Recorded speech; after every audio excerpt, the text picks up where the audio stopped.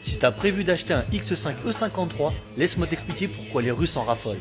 Voilà un X5 E53 phase 2 de 2004, acheté 800 €.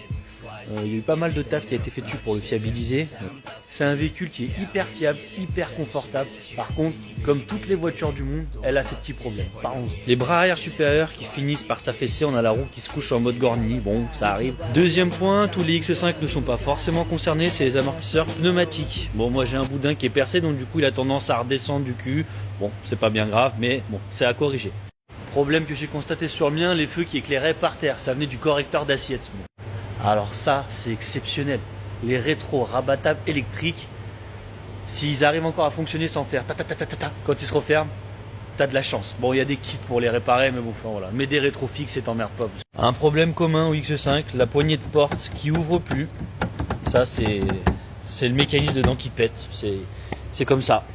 Bon, sinon, habitabilité intérieure, autant vous dire que les sièges, c'est confort, c'est tout full électrique. On a toutes les options. Genre celui-ci il est pas mal optionné, hormis le toit ouvrant que je n'ai pas. Le voyant d'airbag, comme beaucoup de BMW.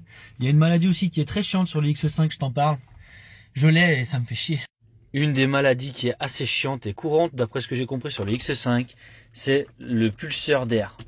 Voilà, il marche pas. Alors ça peut venir du hérisson, ça peut venir de la commande. Quand les deux sont remplacés, t'as gagné le droit de démonter tout le tableau de bord pour aller changer le pépère qui se trouve là-dessous.